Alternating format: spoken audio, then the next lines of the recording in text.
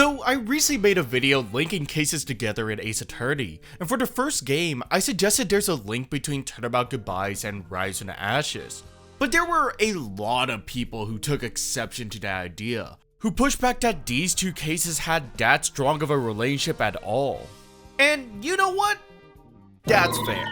Turnabout Goodbyes and Rise of the Ashes are from two different eras, with the original only having the 4 cases and Rise of the Ashes being tacked on for the DS release so Capcom could play around with the new, flashy DS features. Rise of the Ashes was basically Capcom's DS playground while also set up for Apollo Justice. It wasn't originally conceived to be linked with the first 4 cases at all, more so a bonus or a new game plus like thing for the first game. So I understand why people treat it as such. But even with all that history mumbo jumbo, I still stand by that these two cases are importantly linked. Despite the two not being directly connected, the central themes, stories, and progressions are carried on between the two cases. Rise of the Ashes offers a proper conclusion to everything building up in the first game, and creates an essential foundation that leads us into the events of Justice for All. Even if Turnabout Goodbyes operates as a strong finale to the first Ace Attorney, Rise of the Ashes continues with the necessary fallout that concludes this arc for Edgeworth. Because despite Phoenix being in the title, this first game is very much Edgeworth's story. I'd argue Justice for All was truly Phoenix's story, but that's besides the point. Throughout the first Ace Attorney, we're introduced to Edgeworth and experience him slowly breaking free from his corrupt, sleazy, immoral tactics, all escalating to the events of Turnabout Goodbyes, where he directly faces his internal demons and existential trauma that has corroded him for years. The influence Von Karma had on him, his morals, and sense of justice. Turnabout Goodbyes allows us to directly confront and break free of his trauma and abusive encoding. It's a satisfying conclusion that all the cases were developing to. But then in Justice for All, suddenly Edgeworth is gone. That he chose death and Phoenix feels resentful towards him. Feeling betrayed that the person he put all that work into helping and entrusting in, suddenly in his eyes, took the coward's way out to preserve their ego. Wow, this is yaoi as f***, what the hell? But this revelation just feels abrupt. Just the case before, he was found not guilty for murder, found the truth and escaped the nightmares that plagued him for years, and finally freed from Von Karma. He's finally in a place of solace, no more stress of perfection or sleepless nights that you may have killed your own father. And yet suddenly he's now dead? I'm not one to say that there has to be a logical or rhyme or reason for one to choose death, or in the case of Edgeworth, fake your death and cut off all connections to the people who cared about you, but it just feels off here, like we're missing a piece of the story, about the reason he abandoned his prosecutor role in a stage of newly found freedom. What presumably, according to Franziska and Phoenix, was due to his wounded pride and ego. What happened? But with Rise of the Ashes, it gives us that answer. Because despite Turnabout Goodbyes being intended as the final case, Edgeworth's story wasn't truly complete. Even at the end of the case, Edgeworth still seemed conflicted. Because despite Edgeworth's nightmares being over and Von Karma no longer around to torment him, Edgeworth had yet to face the consequences of his own corrupt dealings. The consequences of the Von Karma way. But before anything, I have an important announcement. If you see the date this video was uploaded, it may be familiar. Obviously being about the first day of Turnabout Big Top, baby! But we recognize a lot of the iconic dates in Ace Attorney, especially with almost Christmas just passing by. And that got me wondering, when does every Ace Attorney case take place in a calendar year? So thanks to the wiki and scrolling through case details, I've been chronicling a whole calendar of every single Ace Attorney case. And I learned a lot of fascinating stuff, like how the entirety of the investigation games occur over a 2-3 week period, or likewise how Spirit of Justice takes place in just a month. To the point I realized we're about to enter the year that Apollo Justice takes place, with Waki getting shot in only a couple weeks from now. And that got me an idea.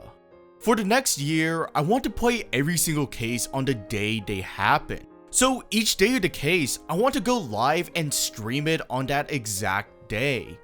Started the year with Recipe for Turnabout on January 6th and ended the year with Turnabout Big Top. Oh god, why am I doing this? God damn it. There's obviously a lot of intricacies with a project like this, like if cases occur on the same day, we'll just have to stream them both. But I just think this will be a fun project to revisit a lot of these cases, and honestly just getting me better and more comfortable with streaming. I do wonder with the Apollo Justice trilogy though, with the events literally occurring this coming year, if we should play all 3 games this year or the years they canonically happened. But that's a bridge we'll cross when we get there. If you have a preference, I don't know, leave them in the comments. Anyways, tangent over, where were we? Turnabout Goodbyes introduced how corrupt this Von Karma way was, prioritizing victory above anything else, the philosophy that Edgeworth practiced for years. Yet the events of this case never really broke down that ideology entirely. Even if he faced the brunt end of it, the stakes of this case were more towards Edgeworth's unresolved trauma and defending him in court. His core central ideology wasn't challenged directly. Like afterwards, Edgeworth did learn to see justice less black and white, to trust others starting with his old childhood best friend. But the thorough dismantling of his core ideology wouldn't happen until the events of Rise to the Ashes. This case directly tackles the inner workings of the justice system, and the incompetency and corruption that festers inside of it. We start the case by defending the literal chief prosecutor, a sign of what's to come for Edgeworth's fate. And quick side note, I noticed how in the first Ace Attorney, we see a continual progression on how difficult our clients get to defend. From we know the culprit outright, to Edgeworth refusing our representation plus his case looking helpless, to Lana just straight up admitting her guilt. Not sure if this was intentional, but it does create this succinct development of difficulty from case to case. Anyways, all the events of this case surround the SO9 incident, a long solved case buried away. But 2 years later, all the members of that case have been brought back together, with one of the main detectives of it being found murdered. And of course roping in a certain Mr. Prosecutor Miles Edgeworth, with the body being found in the trunk of his car and stabbed by his knife. And it couldn't have come at a worse time. After the events of Turnabout Goodbyes, Edgeworth has kind of mellowed out, being a little more soft-spoken and open, especially towards Phoenix. But the events of that trial, him being at the epicenter of a massive murder trial, only continues to inflame scrutiny towards him. Rumors only amplified even after his innocence, not just his contribution towards the murder, but everything in his career, his history of lies, deceit, and forgery. Being awarded gaudy trinkets or destroying others' lives over false pretenses. Despite being granted his freedom, the rumors only grew louder. But at the end of the day, Edgeworth sees his role as a responsibility, to clock in and out putting in top tier work, someone who can't tolerate anything interfering with his smooth operation. Talking to you, Meekins. However, as the rumors only continue to inflame, he has to begin to wonder, what am I doing as a prosecutor? And what follows is probably the roughest, most brutal days of trial Edgeworth has ever had to prosecute for in his entire career. Like, the trial begins as usual, an uncooperative defendant and an unruly witness. But as the trial progresses, Edgeworth just gets battered. A left hook from Star, a right uppercut from Marshall, a couple body shots from Lana, a fucking pile drive from Gant. Even the judge and the gallery get a couple shots in on him. It's kind of hard to watch how much Edgeworth just gets grilled in the courtroom. His dirty tactics have finally caught up to him, and the stigma of his murder trial continues to linger, causing everyone, even the witnesses, to be extra harsh towards him. And us as Phoenix, we're watching like, well, he kinda did deserve it. A history of collusions, forgeries, and improper investigations has sowed distrust into the legal system. Meanwhile, Lana and others turned a blind eye or even encouraged a rampant corruption, this including Edgeworth, causing even more distrust within. A power struggle between the detectives, attorneys, and police. Case in point, Damon Gant. Gant enters and gives Edgeworth the dressing down of a lifetime, walking up to him and snatching his badge from his pocket. The warring politics between Gant and Edgeworth is tumultuous, casting blame against each other and calling out the incompetency between both departments, leaving Edgeworth fuming but also utterly humiliated. There's something so intimidating about Gant that we'll get to in the end, but his influence and control over the Justice Department allows him to dangle Edgeworth like a pawn. As the persistent pressure continues to surmount, Edgeworth slowly gets a little conflicted. The events of DO6 and falling under Von Karma's tutelage has driven his ideal of what is right. What is justice? And for him, it's to condemn criminals to their illest fate. But now his mantra, his whole purpose, only continues to be in flux. In his mind, he believes he's only been doing his job. But up to this point, he's never considered if he has ever been wrong. And at the end of the second trial, he has to face the fact that he did get something wrong. The SO9 case was a turbulent one. A mass murderer was on the loose, yet they didn't have the sufficient evidence to prove it. But they needed to arrest him somehow, until one event transpired that gave them the chance to finally convict that scumbag. And with the case placed on his desk, Edgeworth took it and successfully convicted his culprit, sentencing him to death. But little did he know or really care, there was something missing that shook the entire department and justice system at its core. In reality, nobody thought that the conclusion they got was right. Sure, they finally got a serial killer behind bars, but the truth didn't feel right. They weren't satisfied by this conclusion, like something was wrong. But unfortunately, all parties either got fired, demoted, or forced to shut up.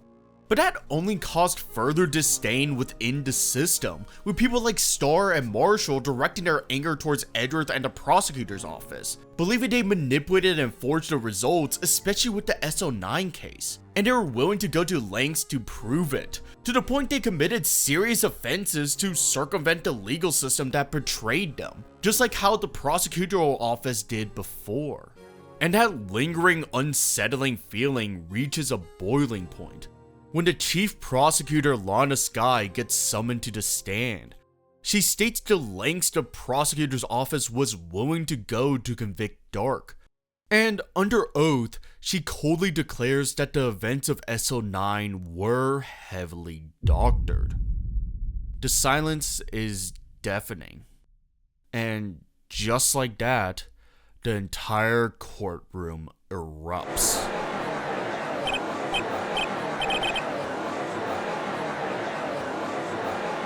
The Von Karma way wasn't just a mantra.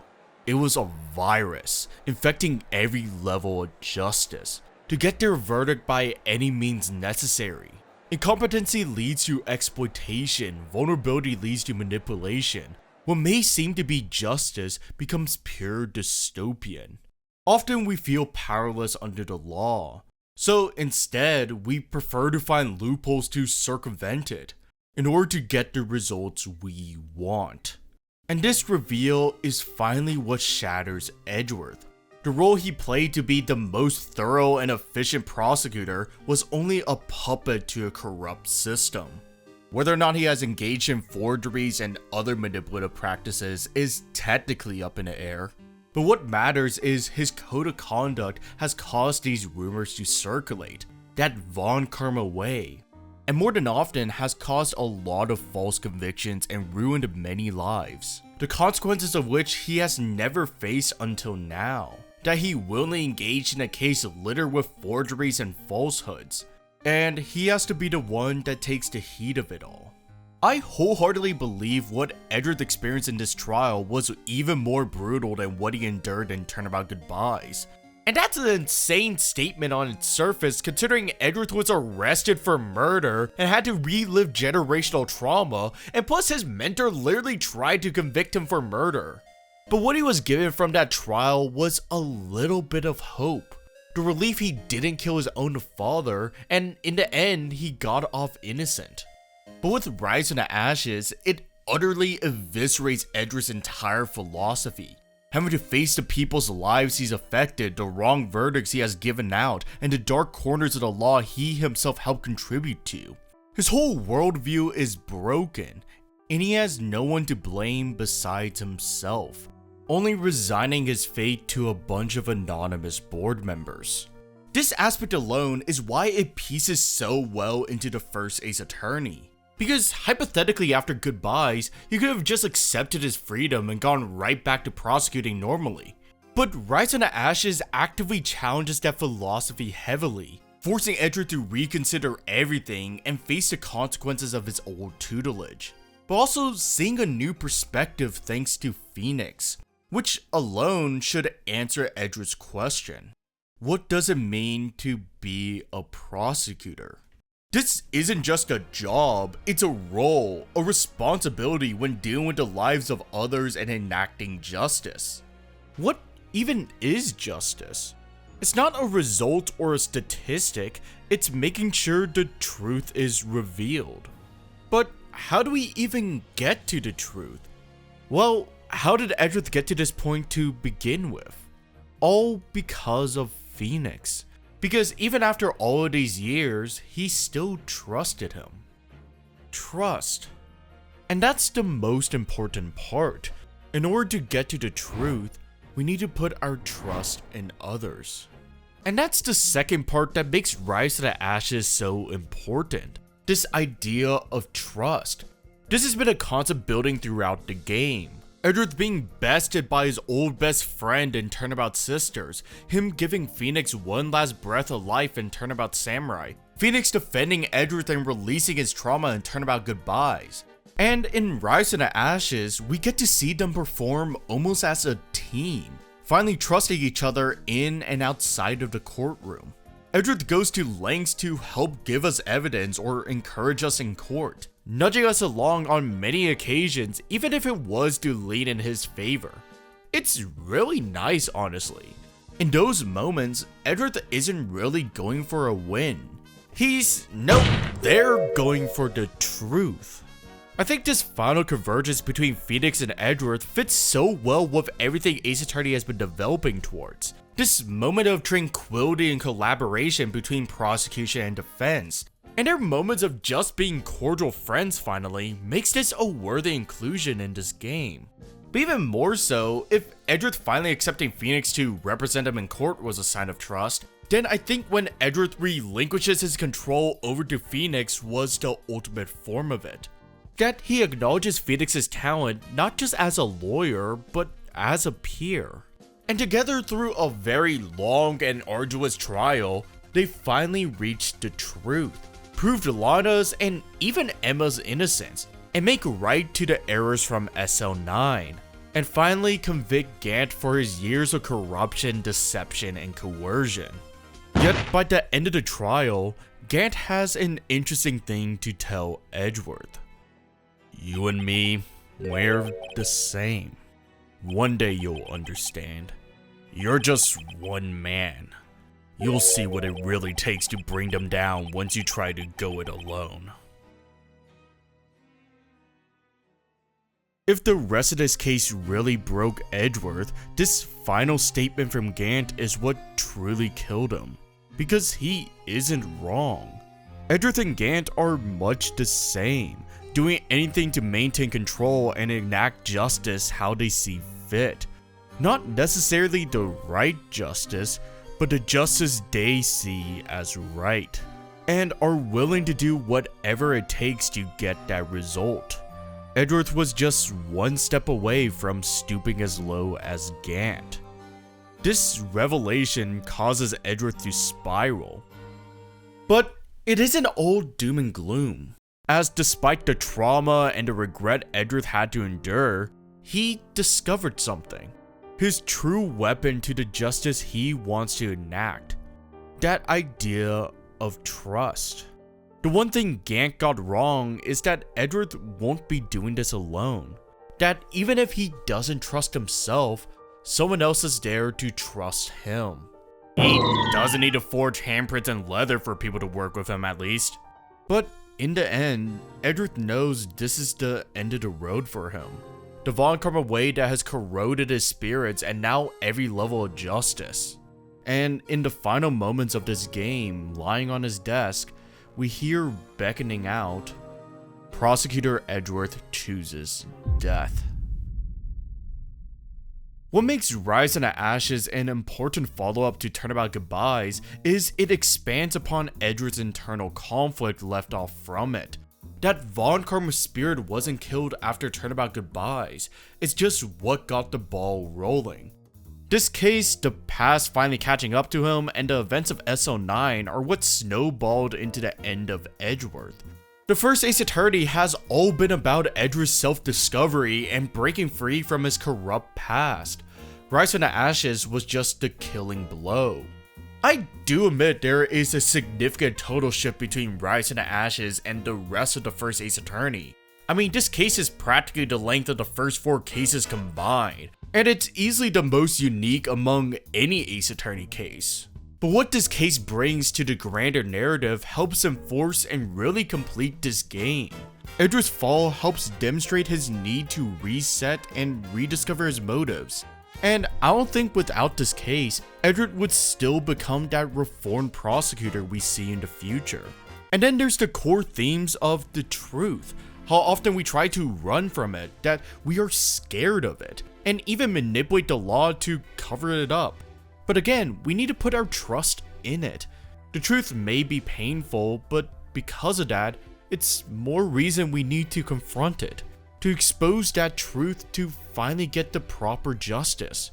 Whether you're Edgeworth, Phoenix, Lana, Emma, Gant, etc., the truth will eventually get out.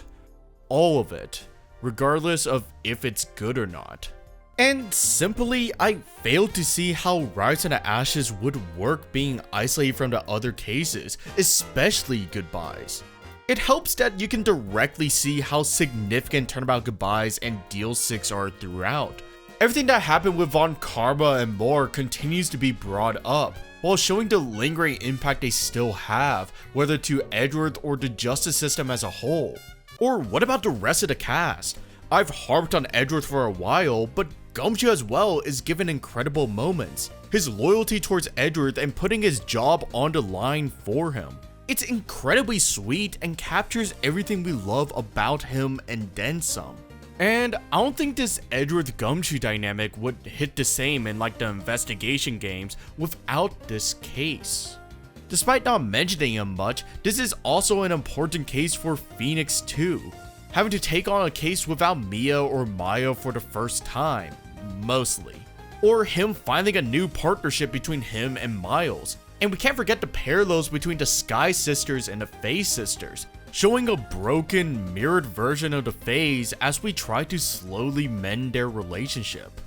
The point is, Rise into Ashes fits well into the first Ace Attorney. I understand treating it as separate, treating it as a bonus case.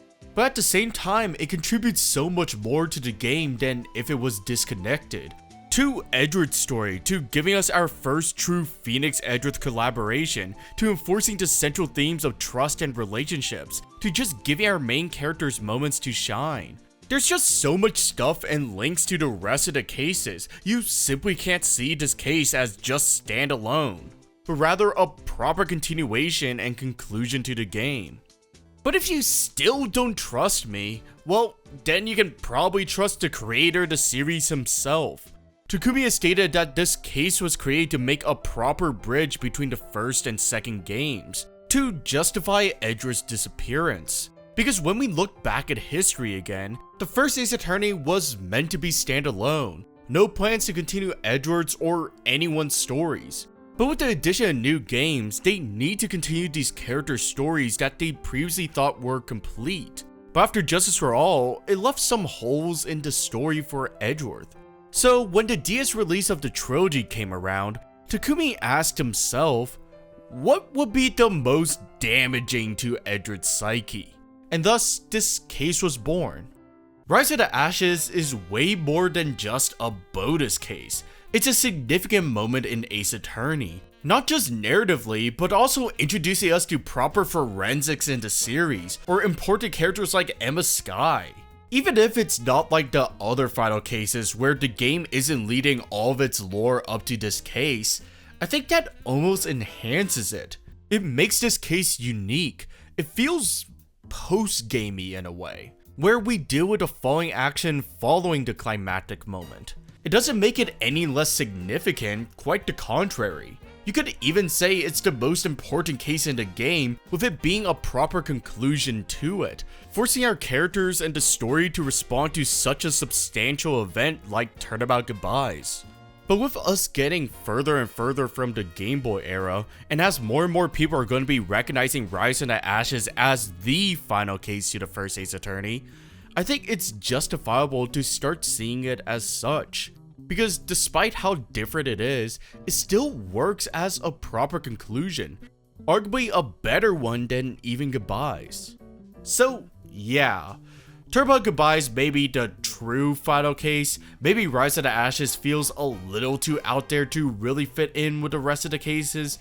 Maybe it technically wasn't proper for me to claim Goodbyes as a prelude case to Rise of the Ashes, but if we almost see Goodbyes as a prelude to not just Rise of the Ashes, but to the series as a whole, I think we get a much better appreciation of both of these cases as a result.